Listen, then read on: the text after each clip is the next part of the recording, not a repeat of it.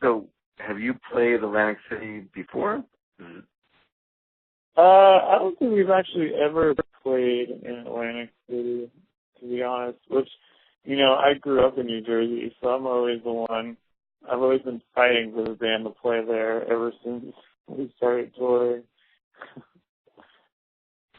Are you from, what part of New Jersey you're from? I grew up in Little Silver, like right outside of Red Tank. Okay. Did you spend much time in the South Jersey Shore? Yeah, I grew up going to like Seabright and Long Branch and Asbury and stuff like that. But not so much Atlantic City. No, I've been to Atlantic City once or twice. But never, I'm not a big gambling guy. My grandmother and my mom used to go all the time. And go to Harrah's, I think, and play the slots.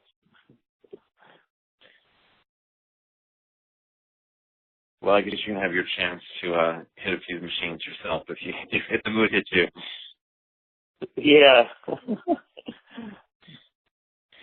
So, tell me about the vibe of your show. What can people expect for what's the feel? It's going to be like a high energy, we've been working on a lot. We had a bunch of rehearsals before for pre-production with all of our new lighting plot and just, to try to bring back some older songs that we haven't had the chance to play in a while. So, we're excited and we've been feeling good about all the shows on this tour this far. And will you be doing anything from the new EP? Is that in set? Yeah, we've been doing songs from Chunk of Change. We've been doing songs, from obviously from Gossamer and Mannerism. We've also been doing some songs that previously weren't released. We've been doing songs that were on the Twilight soundtrack, and we've been playing another tune, American Blood, that was on, so I guess it came out on the Iron Man soundtrack. Mm-hmm. Yeah. Yeah, we've been playing a wide array of things. With Gossamer out now for, a year, how's it traveling?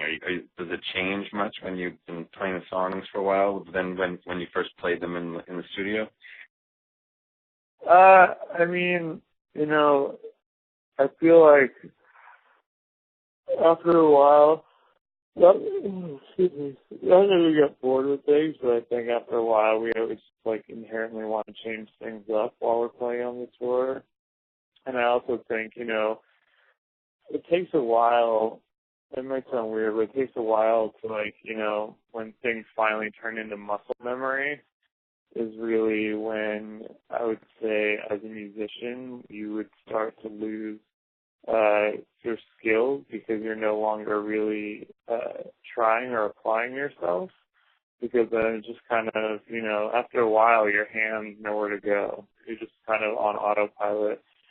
But it's also a really good thing and a good opportunity because, once that happens, I think it's where it lends a lot of interpretation into the songs for us, especially from a bass player, me, a bass and drum perspective. It's fun for us to kind of mess with the rhythms and kind of the timing of things and really just try, different improvisations and stuff like that.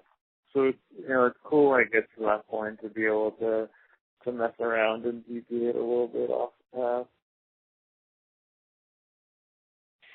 And with Michael being the sort of the songwriter, does it, and so lyrically it's a lot of things I guess expressing from his own life.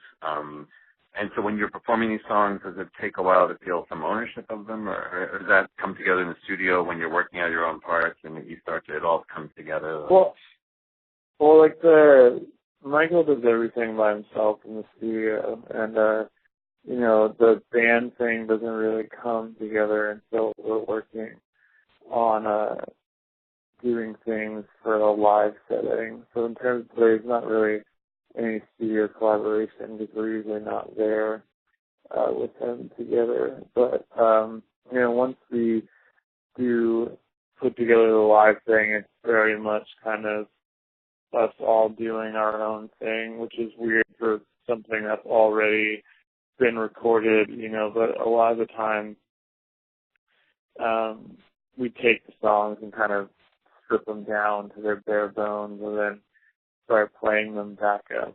So, like in terms of like when that's happening is when we might start doing alternate versions of songs because they might not work as they are, in a live setting. Like maybe something that's interesting on record might not translate as well live, and that's when we would come together and really start working, as a band collaboratively to put that live stuff out.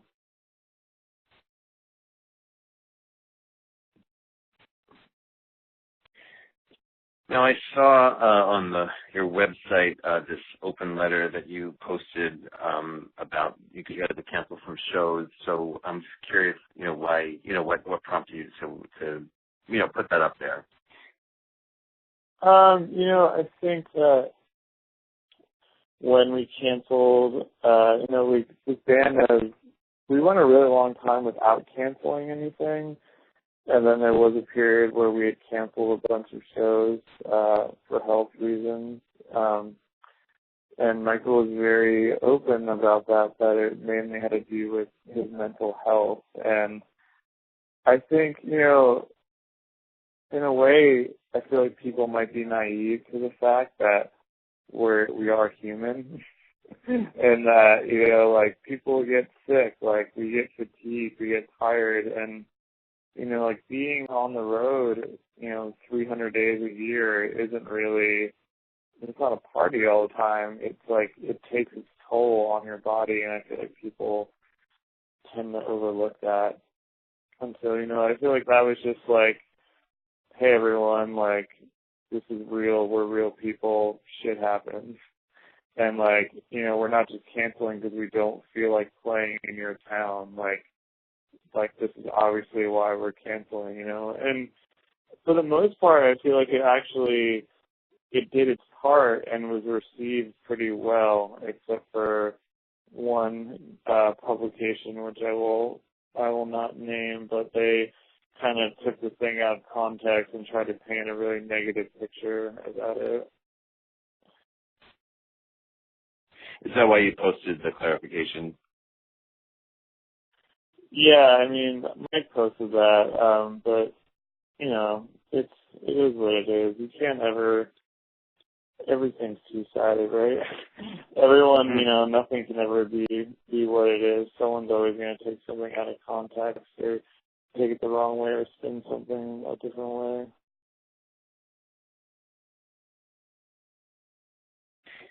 Okay, so what's next for the band then? You've got a bunch of shows ahead of you, and then finish out, take some time off, or are you going to go through into the next year with your tour? Or? Yeah, our last show is going to be November 19th. And then, excuse me. Like we've all, we're all either married or have been in very long relationships.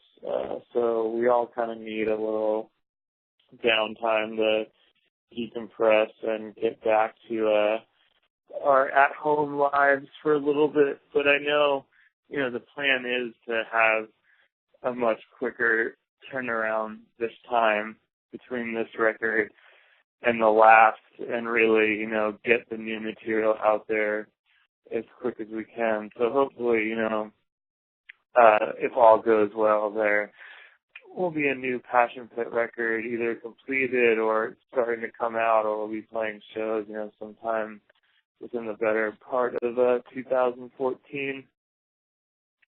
But, definitely making a concentrated effort to not take as much time off as we did between the last record and this one.